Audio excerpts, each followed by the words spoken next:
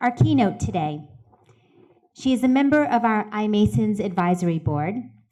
She just released her new book, which is indeed very timely and top of mind. I personally could not put it down. The book is titled Left to Their Own Devices: How Digital Natives Are Reshaping the American Dream, and talks about how digital natives, people who've been raised with technology, are becoming untethered or losing their ties to other people, places, jobs, traditional processes, and organizing structures in society, such as marriage, family, church, long-term careers, and more. This book forces us to truly evaluate the long-term ramifications of being tied to our technology instead of one another, as well as to our communities, to our traditions, to our children, to our very souls. It is my honor to introduce you to the author of this absolutely fascinating book and our keynote today, digital sociologist, Dr. Julie Albright.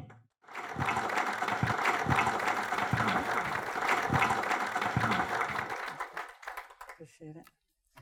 Hi, how you guys doing? Thanks for coming. It's great to see you. Well, we have some exciting news. By the way, this book is here. It's just come out this week, and it's #1 in new releases on Amazon. My brother just sent me that. So thanks for being here. It's a great week for me and our family, and you guys are a part of that, so it's fantastic.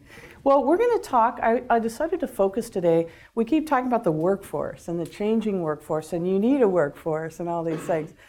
So I thought I would focus on that today so we could sort of put our heads together and think about what's changing, how it's changing, and how that impacts you. How's that sound? So that's the plan. So this is John Young Fook. I don't know if any of you know him, but he was originally in Singapore, but he is really representing the new untethered workforce. I'll talk a little bit more about him as we go, but you can see him working in the pool in Bali there. I know. His office. I know. So this is Stephen Johnson, another example. I just wanted to give you a sense of some of these guys. Stephen Johnson is living in this pod, sleeping pod here, as you can see. He only has 2 sets of clothes, so he switches off. He goes to the gym and showers, and they have a laundry service, ostensibly for gym clothes, but he throws his outfit in and then gets the next outfit and just keeps swapping.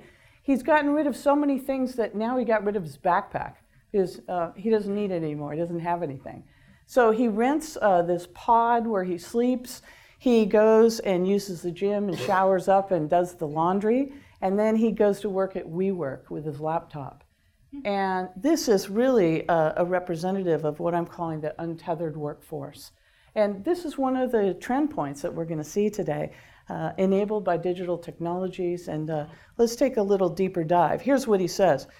What's great, when you don't own things, you don't have to keep track of them. You just show up. So this idea of just showing up, that's what he's doing. You don't have to keep track of anything at all. So this sort of Rolling Stone untethered lifestyle is what's happening now. So I wanted to start out with this idea of myths today. We think about technology, I think, as progress. We're moving forward, and we tell these stories to ourselves. But I wanted to kind of question that and think about the idea that now that we're so many years out from the development of, for example, the iPhone, some of the unintended consequences are starting to show up, and they might not always be positive. So we'll sort of weigh that out today. I started out this chapter, there's a whole chapter in this book you're going to see on the untethered workforce, and I started out with a quote from Player Piano, which came out in 1952. And as you think about where we are now in terms of the digital transformation of society, it's very prescient. But if you think even further towards where we're going in terms of AI and machine learning and things like that, it's even more prescient now than even if you think about this moment. So this is from Kurt Vonnegut's Player Piano. He said, people are finding that because of the way the machines are changing the world, more and more of their old values don't apply anymore. People have no choice but to become second-rate machines themselves or wards of the machines. So we are, as you know, you run this world. We're in a digital transformation moment, and it's reshaping work. It's reshaping how we do work, who does it. And if you think about going forward, even if a person does it at all, right? So this idea that we have this ubiquitous connectivity going on that's reshaping the workforce, or what I call creating an untethered workforce. And going forward, I just showed you a couple pictures of guys that are untethered and working and living in these different places. They're really doing that by choice right now. I want to go work by the pool in Bali and create startups. But over time, we're going to see that people are forcibly untethered from the workforce as AI and machine learning and automation improve, let's say, and get more sophisticated. And that's going to lead to yet another set of unintended consequences. So there's two ideas here that I wanted to start with in terms of analytical frameworks that I'm using in this book and I've been using to think about their changing society. The first is the idea of DNA. I'm sure you've all seen images of the double helix of DNA, but I look at it as a way to understand now the intertwining of technology and behavior. And the idea being that now behavior shapes technology and technology shapes behavior, such that these two are intertwined. And in my view, they're never going to be sort of torn asunder again. So it's this idea that we now have this creating the new socio-technical DNA for society. Out of this emanates these new behaviors that we're talking about, these new social organizations that we're talking about, comes out of this DNA.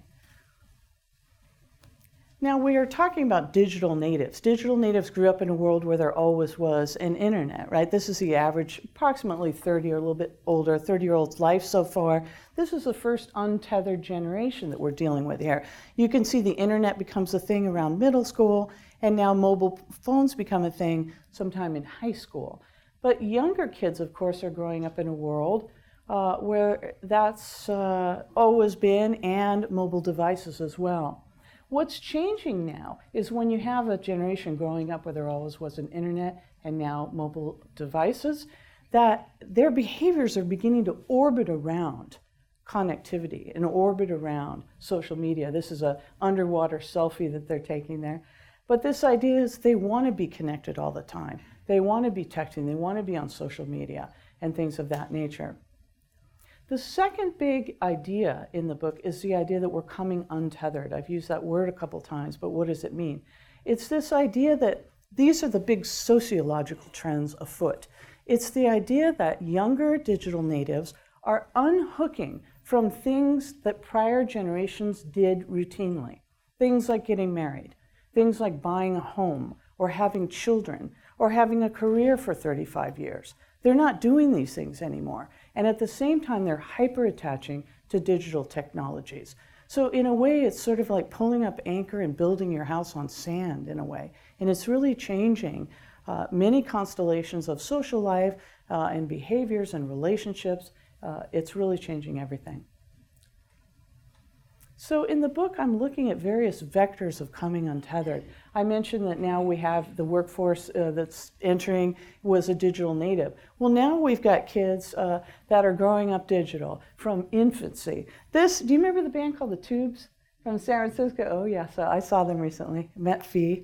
But this is kind of a punky band out of San Francisco area. This was a 1979 album cover called Remote Control. It was meant to be funny. It's kind of a raw take on the impact of television society on kids, right? They're going to be attached to this TV and it's going to impact their brains and all this stuff.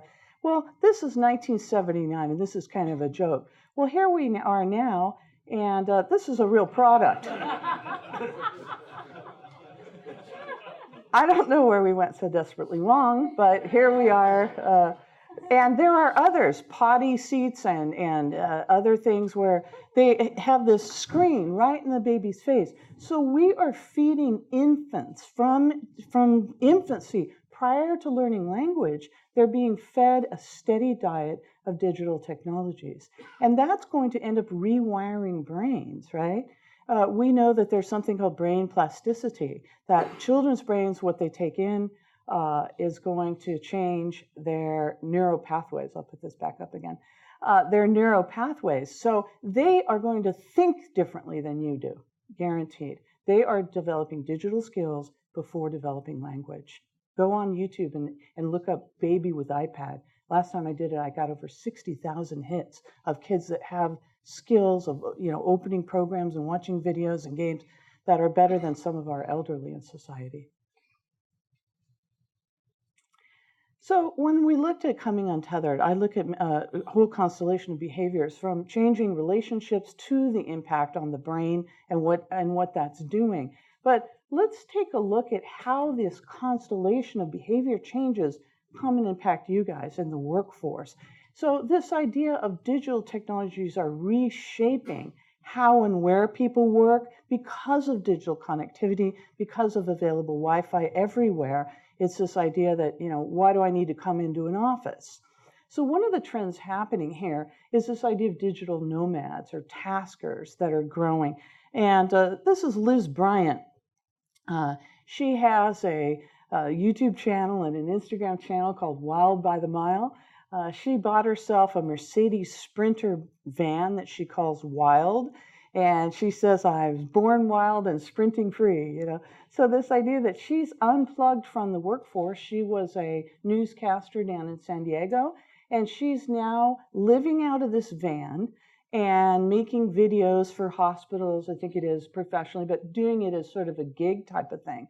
And, almost half of millennials now are freelancing, compared to only 28% of baby boomers. So this is growing.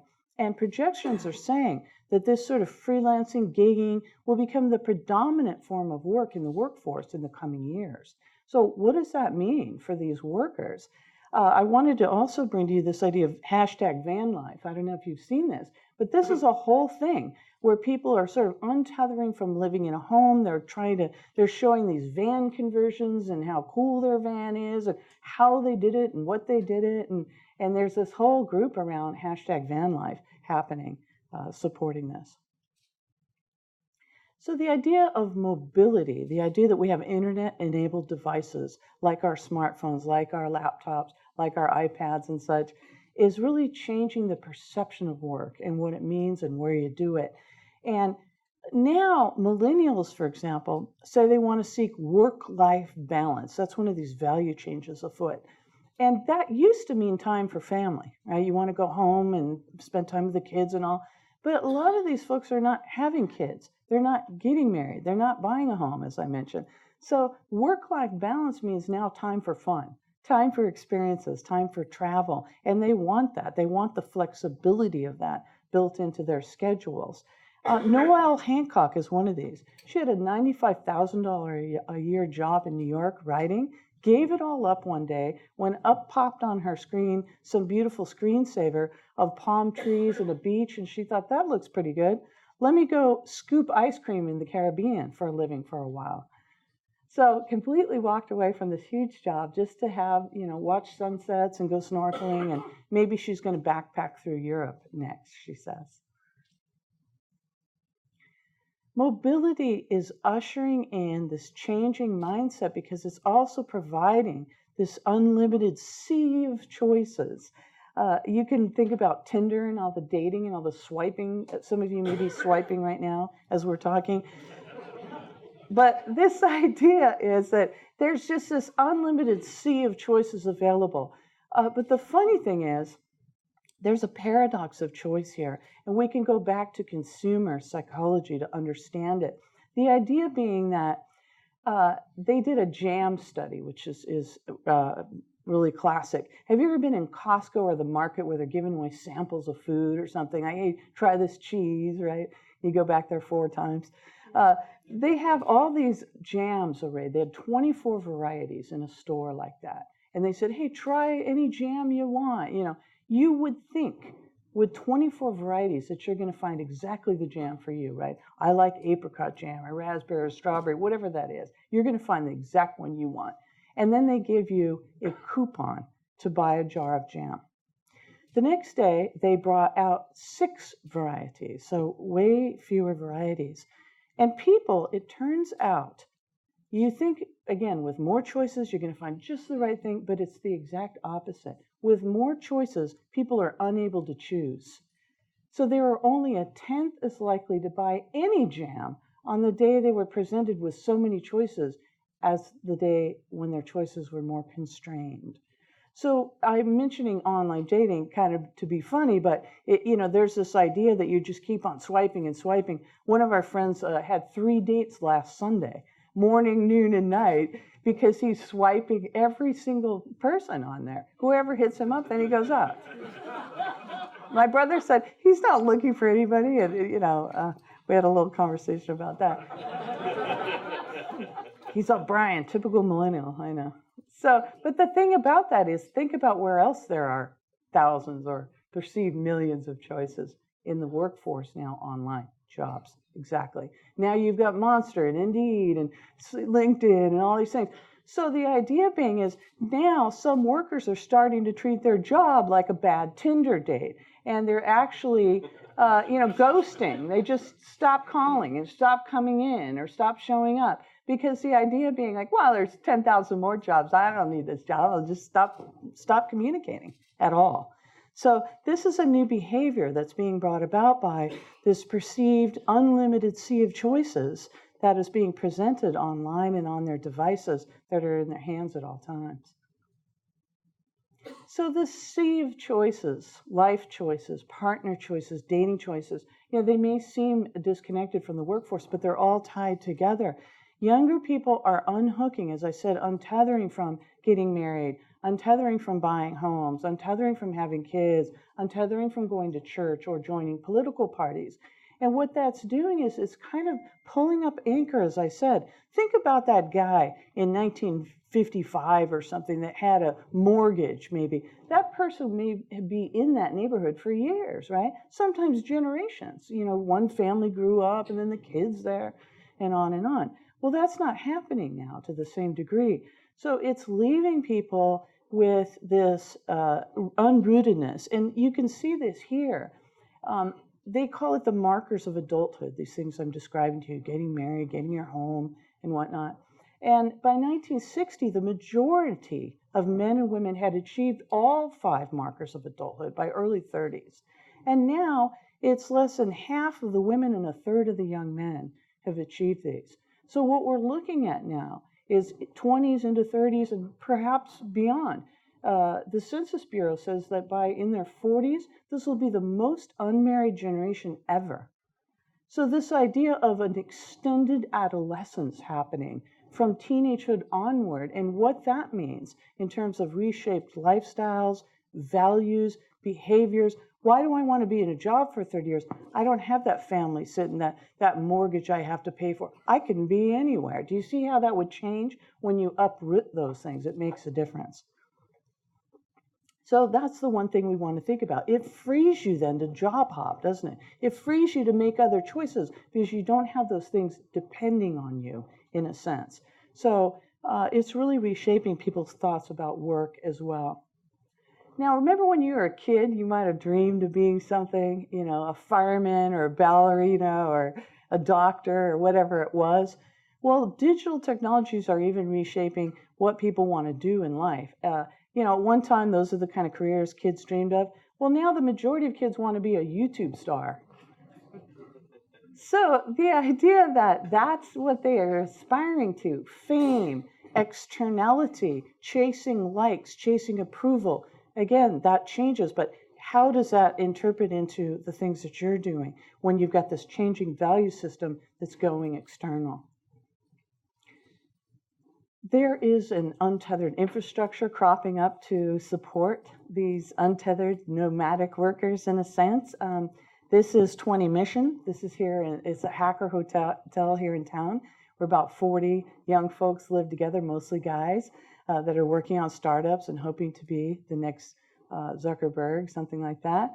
But this idea of ephemeral commitment, this is another one that is in New York called Common.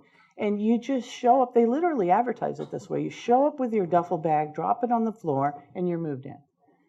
There's olive oil and salt and pepper in the kitchen. You want to cook something. And the interesting thing, I was a faculty in residence at USC for 7 years, and I had RAs. These are residential advisors that help me plan events like going to the symphony or these kind of cultural events, or we'd have a dinner together or a talk or something. And they would assist me in doing that. Well, guess what? These have RAs, planning ski trips and dinners together and all. So you see what this is looking like. It's like this extended adolescence from the college dorm experience that's now going into young adulthood and beyond. So these are cropping up all over the world. And you can see a whole bunch of these. Young folks are also looking to these sites for gig work, working on a organic farm or tending to horses or helping somebody's new Airbnb in Europe on Workaway and HelpX. Maybe I saw an old woman there that had a farm. Her husband had died. She had a winery and she needed somebody to come out and work out there, stuff like that. So you can work on farms in different places. So this idea, this is another one that I think is kind of interesting. This is the nomad list. Note this one. For each city, they have the approximate cost of living per month. So you could kind of get an idea what your budget might be and where you might want to go. And it links up, hey, where's a great co-working space? Where can I print something? Where can I get good Wi-Fi, etc.? Where can I stay? How can I meet other people in the area? So this whole infrastructure is rising up to support this untethered workforce that's increasingly global and on the move. So let's bring this back to you and the enterprise and the workforce. And how are these shifting behavior dynamics, these shifting value dynamics going to come to your workplace with this influx of untethered workers who are mobile and connected and whose values and behaviors orbit around their device connectivity? A friend of mine works in cybersecurity, and he said, Julie, in some of these places, you have to leave your phone in the car till 5 o'clock. And he said, we're having trouble hiring people, young people. They don't want to be disconnected till 5 o'clock. And, trying to figure that out.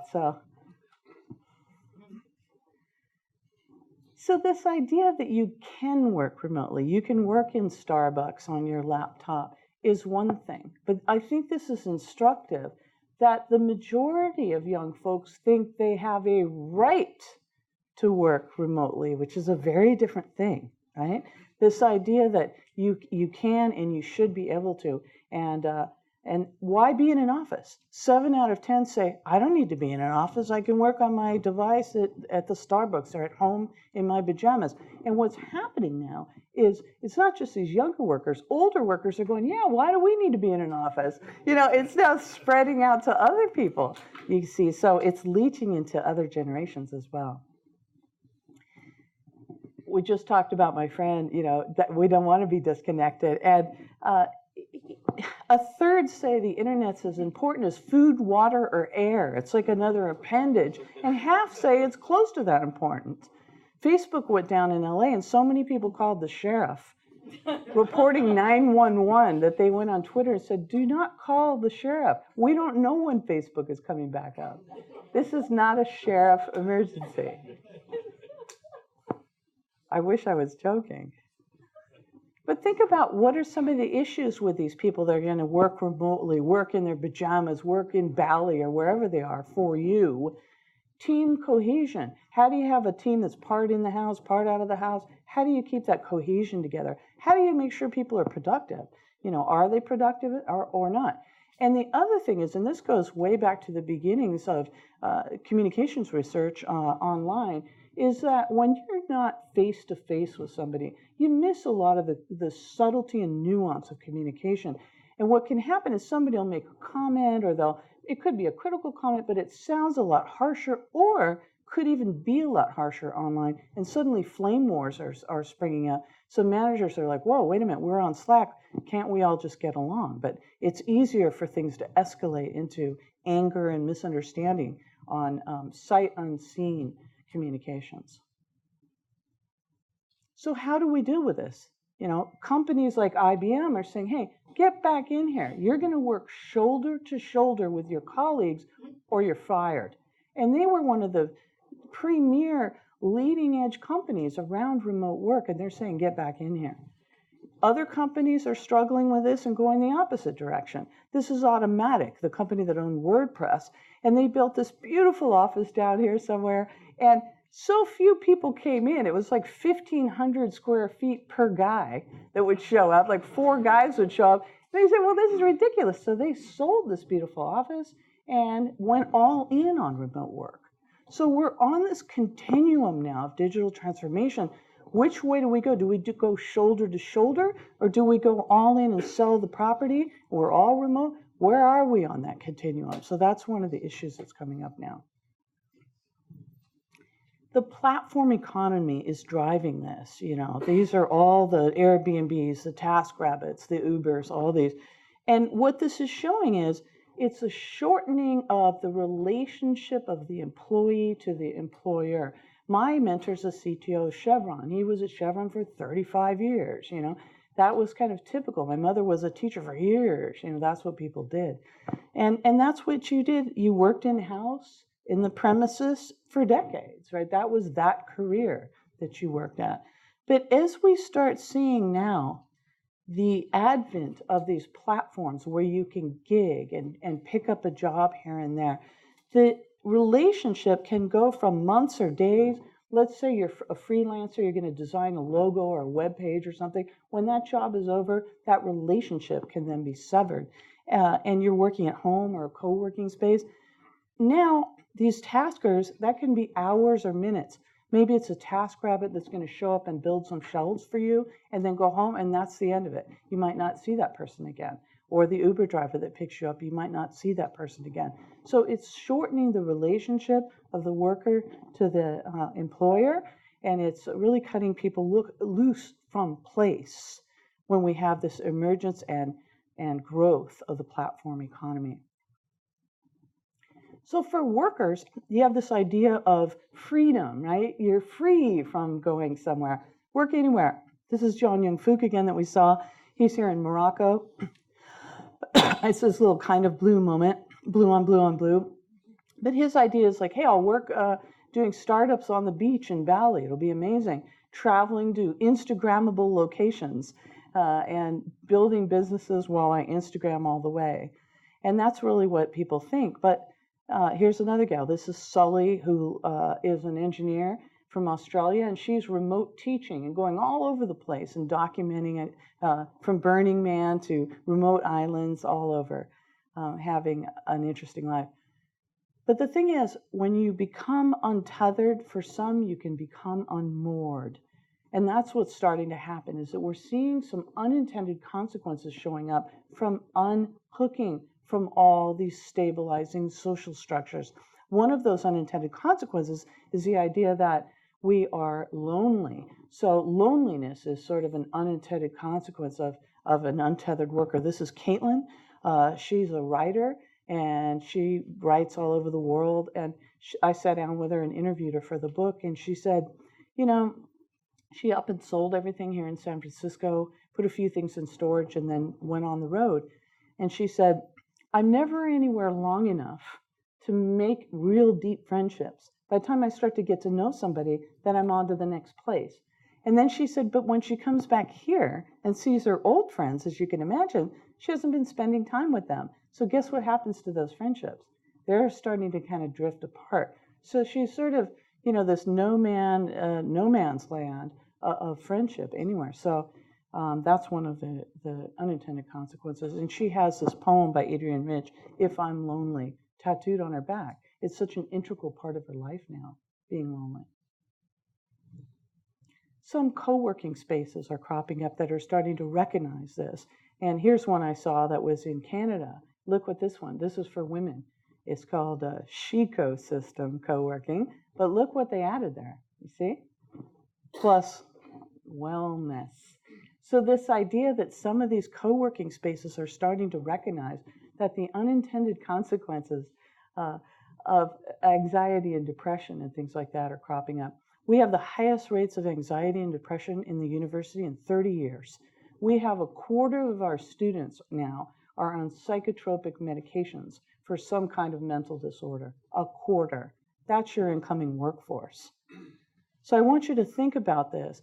We can go back to the seminal work in sociology, which looks at how woven people are into the social fabric. And the more woven you are, guess what? The more stable you are, physically and mentally. So unhooking from all these things has these unintended consequences of unmooring people. And, we want to, you think about that. As jobs become more platform, this is the other thing. Income becomes more unstable. That's also anxiety producing, isn't it? And they used to tell people, and they might have told you, prepare yourself for 3 or 4 careers in a lifetime. Did anybody ever say that to you? You're going to have multiple careers now. They said that across time, sequential, right? But what's happening now with the emergence of the platform economy and our new digital infrastructure is that instead of multiple sequential careers over time, you're actually going to have a patchwork career coming about, which happens all at the same time. Where, maybe you are driving for Uber, maybe you're renting a room on Airbnb, maybe you're a TaskRabbit, maybe you're selling things on Etsy in your spare time. These things are all happening at the same time, patchworking together enough income to have a career. And that's really the emerging face, I would say, of the untethered worker. Is not that I'm having 4 sequential careers, but I'm having 4 things going on at the same time. And think about what that might mean for people juggling that.